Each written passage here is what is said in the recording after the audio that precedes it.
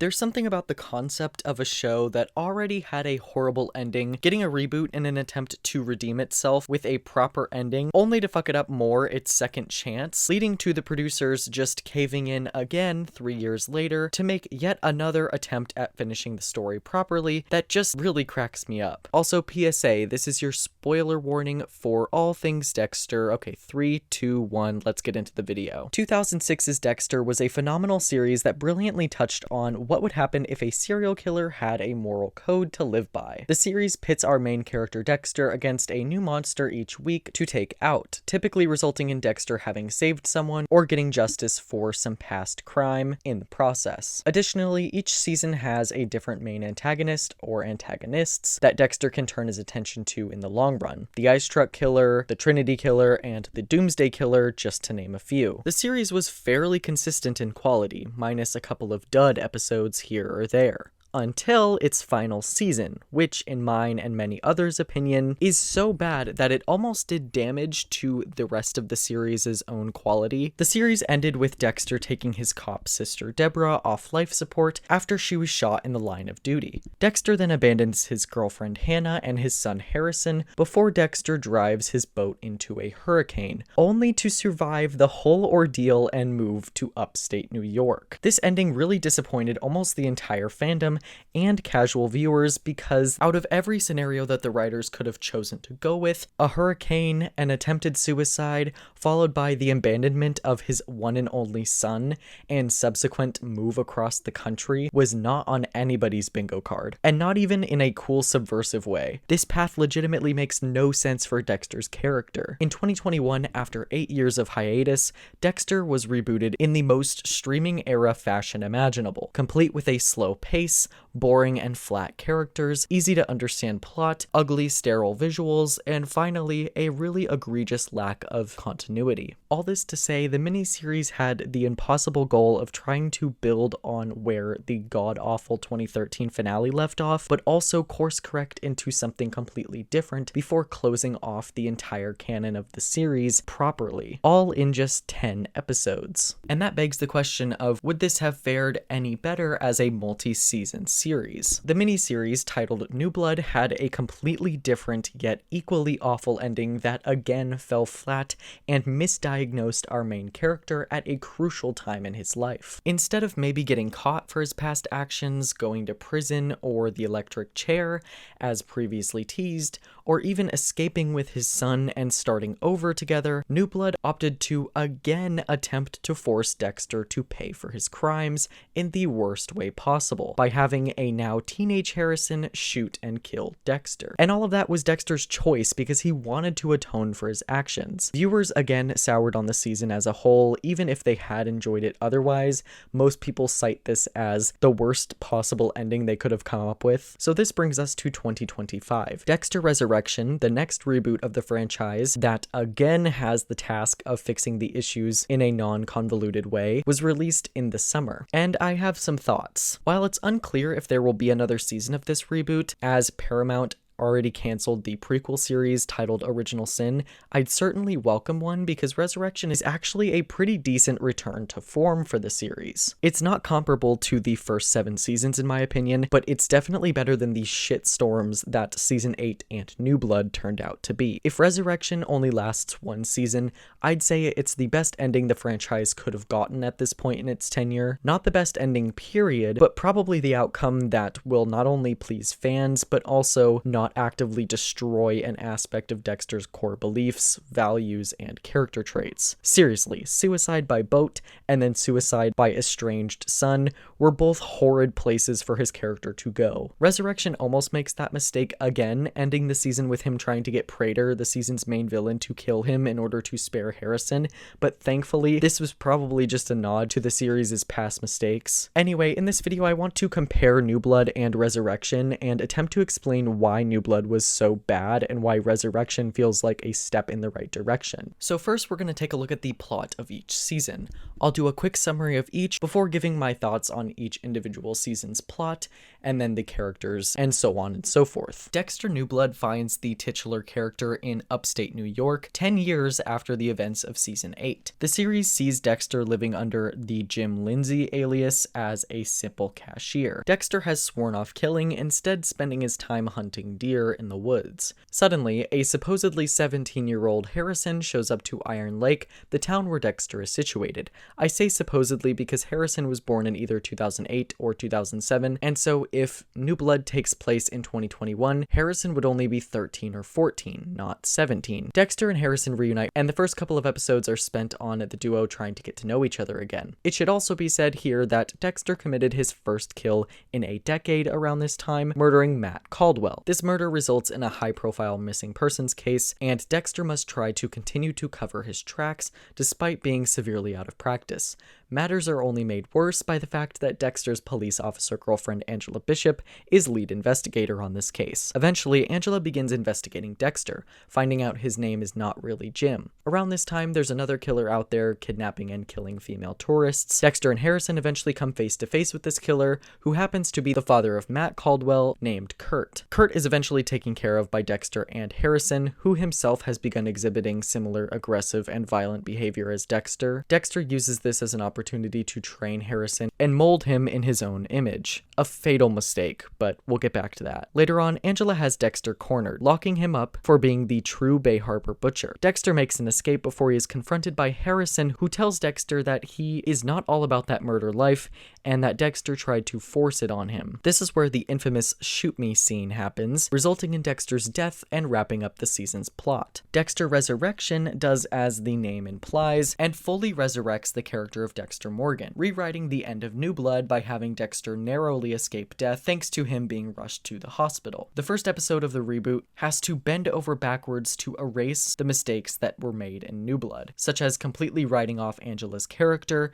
and her entire vendetta against Dexter, instead claiming she somehow came to her senses and let him go, sending an ambulance to him before dropping the charges against him. 10 weeks after being shot, Dexter wakes up in the hospital and is visited by the ghosts from his past. Once awake, Dexter is visited by Angel Batista, who is now the one to carry suspicion of Dexter being the Bay Harbor butcher, considering no one cares about Angela anymore. Dexter makes an escape to New York, where he reunites with Harrison and mends his relationship with him. Soon after his arrival, Dexter uses this fresh start he's been granted to begin vigilante work yet again, eventually taking the life of Ronald Schmidt, aka Red, aka the Dark Passenger, a serial killer who kills rideshare drivers. Dexter finds an invitation for quote-unquote like-minded individuals to meet up and discuss their common interests and experiences in the field. Dexter puts two and two together that this is a dinner party for serial killers and decides to impersonate Red to get himself inside the party. At said party, Dexter meets Leon Prater, a billionaire businessman who puts this whole thing together. Throughout the rest of the season, Dexter picks off each murderer in a unique fashion. After a failed attempt to capture the man known as Rapunzel,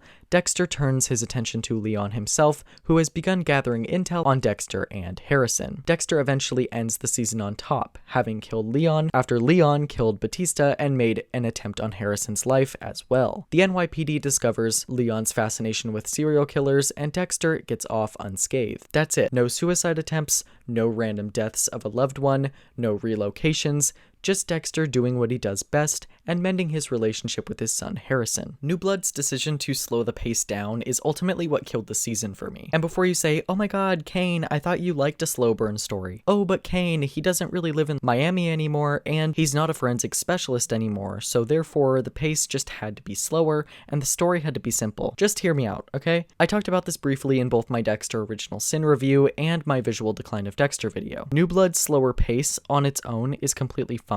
I don't have an issue with that. The problem with the still camera and the extremely slow story arc and the mysterious characters is that you spend 99% of the season waiting for something else to happen, and it feels like a very long, drawn-out film rather than an episodic television show. Again, there's nothing wrong with that on its own per se, but that's not what Dexter as a show is to me. Dexter is and always should be told as a monster of the week villain of the week, whatever you want to call it, type story. On top of the lacking action, the season also lacks the witty, fun, and atmospheric personality that the original series had. I talked about that a lot in my visuals video, so make sure you go watch that after you finish this one. I just don't feel like these two series take place in the same universe. They just don't look like it, they don't feel like it.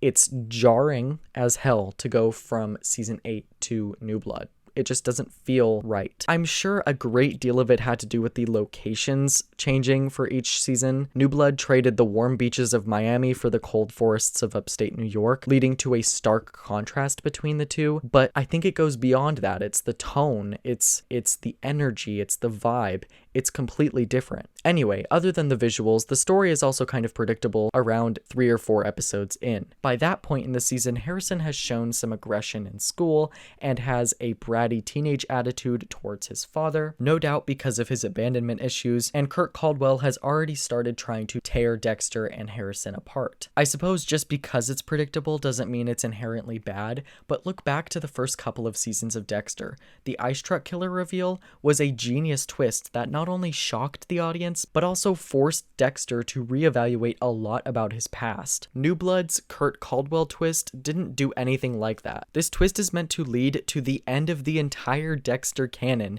and it has to quickly resolve itself within like 3 episodes at the end. It just feels like this twist has no consequences going forward. Dexter was never particularly close to Kurt, and Harrison only got close to him in spite of his father. So when the duo team up to kill him, just to stand off against each other again at the end of the finale, it feels absolutely meaningless, especially given that this was meant to completely wrap up Dexter's story once and for all. Other than this, some of the other characters this season are painfully annoying and one note. Angela is a good cop with good instincts who wants justice for the murder of her best friend. Her daughter's a romantic interest for Harrison. The other cops are just either stereotypes or have no personality. The woman with the podcast is killed off far too soon. And yeah, it just feels like a lot of these characters are just bland, boring, uninteresting. Even Dexter himself doesn't feel right this season. I get that he's been off duty for 10 years, but he spends a majority of this season trying to convince himself that he's a horrible person, which I don't even want to get into because that's a whole other debate in itself. But he eventually gets to a point where he feels like he can live for his son and his girlfriend, only to just give up in the end and let Harrison pull the trigger. It makes no sense. In the original series, Dexter never gave up like this. Also, just to preface, I'm not calling Dexter as a character weak or soft in New Blood, but he definitely comes off as less on top of his game. I don't know, maybe this sounds kind of incel-y. I'm not trying to sound incel-y, you guys. Anyway, Dexter New Blood fundamentally changes so much from the original series. From its visuals, to the character writing, to the plot structure, down to the theme song. This miniseries just doesn't feel like it belongs in the Dexter universe. So imagine my surprise when Dexter Resurrection was actually pretty decent in comparison. I want to start off this section of the video by saying quite plainly that Dexter Resurrection is not perfect by any means. It's not the best season, it's not peak, it's not even in the top 5 Dexter seasons of all time, in my opinion. But it's also not the worst of the worst,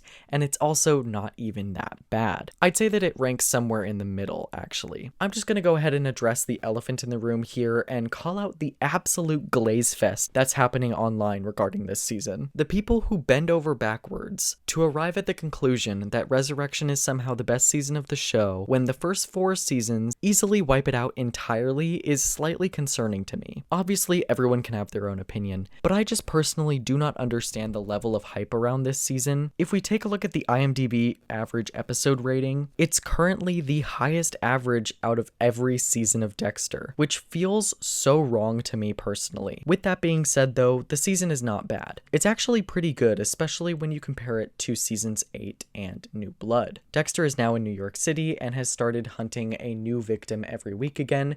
The villain actually feels like a threat, and his actions hold significance. One of the major missing components from New Blood that Resurrection improves upon is its stakes. The endgame of New Blood led to Dexter killing a small-town killer who was grooming Harrison into hating Dexter, only for Dexter to beg Harrison to kill him for some reason. The endgame of Resurrection sees Dexter take down a literal billionaire who has the entirety of the NYPD in his back pocket, meaning there's a lot more for Dexter to lose going up against not only Prater, but also the killers around him. There's also the fact that Prater has dirt on everyone in his collection of killers, leading to more tension throughout the season. So not only does this season mend the mistake that New Blood made in not allowing the season to be more episodic, but it also provides a worthy opponent for Dexter to face off with in the later stretch of episodes, truly following in the original show's footsteps. This season also allowed the character of Dexter to return to the state of confidence that he hadn't had since the later seasons of the original show. The season also gets rid of the stupid choice to make Harrison a whiny brat, overall improving him and making him much more enjoyable to watch. There's also the fact that the new characters this season are pretty good. Prater, Maya, the Gemini twins, Charlie, even the two detective characters are all pretty great and have character traits, unlike the characters from New Blood. The serial killers who appear in like 2 or 3 episodes each are not main characters, but they certainly feel like fully realized people. That was a huge problem with the characters of New Blood. The podcast lady, Kurt Caldwell, and even Angela, who is supposed to be a huge part of the season, felt one-dimensional and flat. But here, most of the time, our main characters and the characters that actually affect the story are all developed pretty decently. The very concept of a serial killer dinner party is not my favorite thing in the world, but if that's what the show is going to do, then that's what the show is going to do. It's a little bit out there as a concept in my opinion, but it does work. As I said earlier though, Dexter Resurrection is not perfect. The season not only suffers from having to deal with the repercussions from the mistakes of New Blood, but it also has to course correct and pivot from that story completely in order to return to the level that the first series was on. In essence, we have to start all over again from scratch. Luckily, Resurrection is much more of a faithful sequel and follows a lot of the same paths that the original Dexter walked. The faster pace, Dexter's sense of justice, the character writing as a whole, everything. It's a genuinely decent follow-up to the original, however, the fan service in the season is kind of insane. I mean, we seriously received cameos from Arthur Mitchell, Miguel Prado, James Dokes, all within the first few minutes of the pilot episode. Beyond that, there's tons of remember when this happened moments that genuinely feel so on the nose, it's kind of painful. Oh my gosh, guys, look, one of the killers this season is called the Dark Passenger, get it? Like Dexter's alter ego. This, all the way down to the serial killer museum in Prater's mansion, feels like pure fan service, down to the blood slides in his collection. In short, while there are a lot of hey look moments that are played out for nostalgia purposes, like when Dexter is visited by Brian for some reason in the finale episode, the series doesn't actually suffer all that much from the nostalgia bait. It's just kind of annoying and overplayed in my opinion. At the end of the day, Resurrection was a massive improvement over New Blood, despite its flaws. I wouldn't mind seeing more seasons of the show if Paramount can keep its promises for once. I was really looking forward to Original Sin Season 2, but seeing as they canceled that, I'm not holding my breath for a Resurrection Season 2. Also, before you ask, I'm still working on my Season 3 Dexter video. I'm hoping to get it out in October or November later this year, so stay tuned. Anyway, I hope you guys enjoyed the video. Let me know your guys' thoughts on Resurrection and New Blood down below. If you preferred New Blood, let me know why you preferred it over Resurrection. Anyway, yeah, I will see you guys in the next one. Bye!